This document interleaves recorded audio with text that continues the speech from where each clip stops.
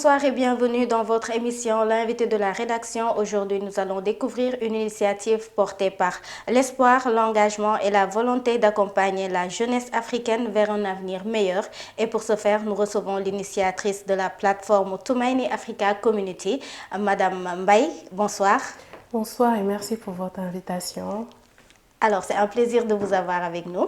Merci. Pour permettre à nos téléspectateurs de vous découvrir, je vous laisse vous présenter et nous parler un peu de votre parcours. D'accord, merci beaucoup. Moi, c'est Fatima Kamara, Madame Mbaye. Je m'intéresse depuis plusieurs années maintenant au domaine du numérique, de la communication et de l'entrepreneuriat. J'ai notamment fait des études en transformation digitale et en développement web full stack.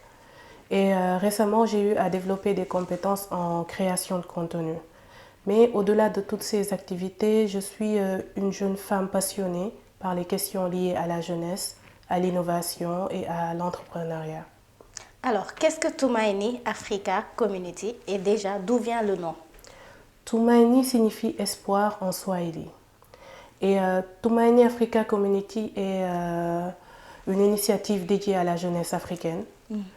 Un espace d'échange, d'apprentissage et qui permet de mettre en exergue des parcours inspirants et aussi encourager les jeunes à croire en leur potentiel. Quelle a été l'histoire personnelle ou le déclic qui vous a poussé à créer cette communauté? Je dirais, comme beaucoup de jeunes, j'ai eu à vivre le chômage, les déceptions professionnelles, des projets qui n'ont pas abouti.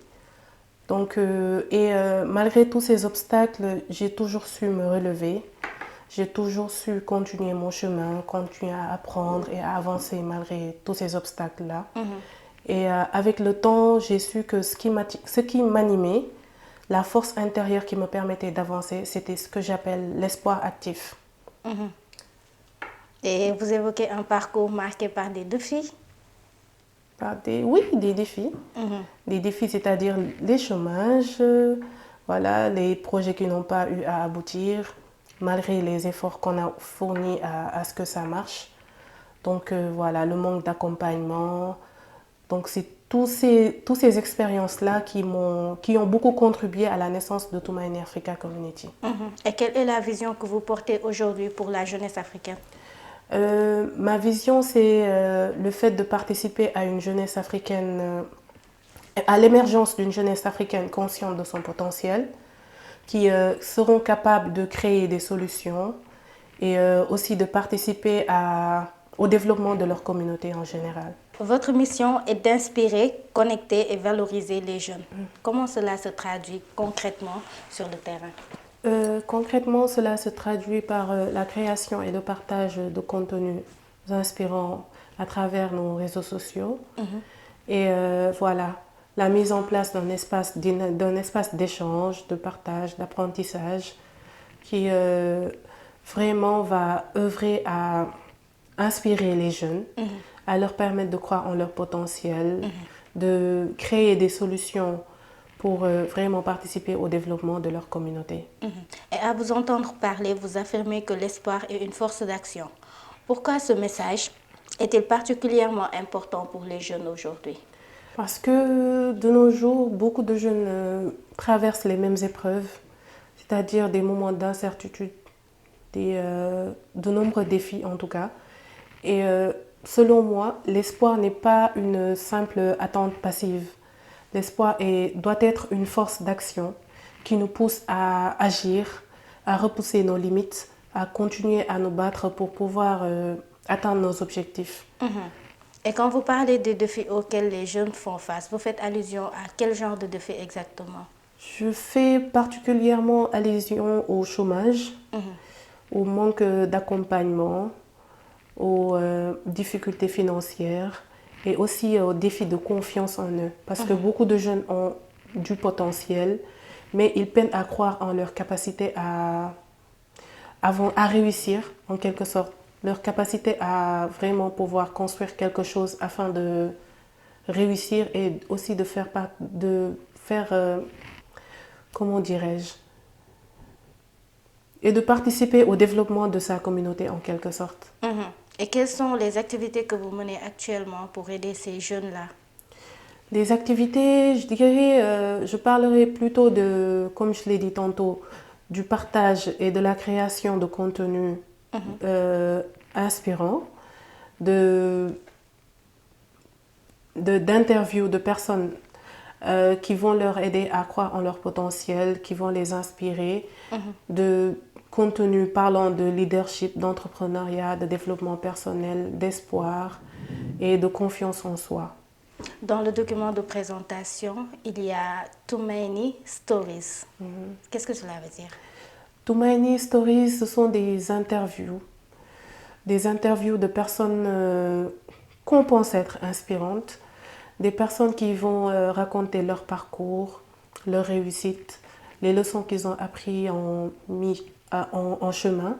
Et aussi, ils vont nous permettre de montrer aux jeunes que chacun a sa chance de pouvoir réussir. Et si l'on donne l'effort et l'énergie qu'il faut, on peut atteindre ses objectifs. Alors, vous avez plusieurs projets à moyen terme, à savoir des rencontres, des ateliers, des masterclass. Est-ce que vous pouvez nous en dire un peu plus? Voilà. On veut que Too Many ne reste pas seulement un projet numérique. On souhaite que ça se concrétise, qu'on soit une communauté dynamique, c'est-à-dire le fait de vraiment organiser des événements comme des masterclass, des rencontres qui nous permettra de mettre les jeunes dans une ambiance avec des professionnels, avec des personnes inspirantes qui vont vraiment les aider en face-to-face, c'est-à-dire directement, et impacter un peu leur vision directement, pas que ça soit simplement à travers les réseaux sociaux. Et comment les jeunes qui souhaitent rejoindre la communauté peuvent-ils faire? Ils peuvent le faire pour un début parce que, comme je l'ai dit, Too Many est un projet qui vient de naître. Donc pour un début, ils peuvent rejoindre nos pages TikTok, notre page TikTok et nos autres pages et participer activement au débat, au thème, faire des commentaires, partager autour d'eux, parler du projet autour d'eux et faire adhérer d'autres personnes afin qu'on puisse, comme on l'a dit, à moyen terme, organiser nos rencontres, les masterclass avec des professionnels et des leaders qui vont permettre de les inspirer directement et de leur donner des leçons directement par rapport à ces masterclass-là. Alors pour terminer, je vous laisse lancer un message aux jeunes qui traversent actuellement des moments de doute ou de découragement. Moi, je leur dirais plutôt d'être conscient du fait que ces moments-là ne s'éterniseront pas, que ça va finir du jour au lendemain, qu'ils soient courageux, résilients, parce que d'après moi et d'après ma conviction, espoir égale résilience. L'espoir n'est pas une attente passive, comme je l'ai dit tantôt.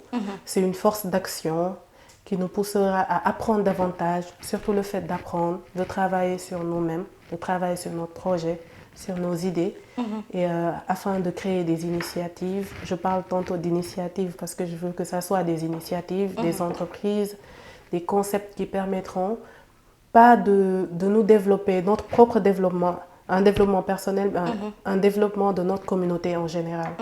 Donc voilà. C'est intéressant. Merci d'avoir répondu à notre invitation et d'avoir partagé avec nous cette belle initiative en faveur des jeunes. Je vous laisse dire vos derniers mots avant la clôture. Alors je dis merci, je vous dis merci à vous, merci à toute l'équipe et merci aux personnes qui nous ont suivis. Et je vous demande, je dirais simplement d'adhérer au projet, de nous donner la force de continuer à persévérer et vraiment à atteindre notre objectif. Parce que notre objectif, c'est vraiment le fait d'accompagner les jeunes et de participer à l'émergence d'une jeunesse africaine qui crée des solutions. Moi, je dirais merci à mon équipe technique, merci à mes téléspectateurs qui nous suivent toutes les semaines dans l'invité de la rédaction. C'était un plaisir de vous servir et bonne suite de programme sur Woman First TV.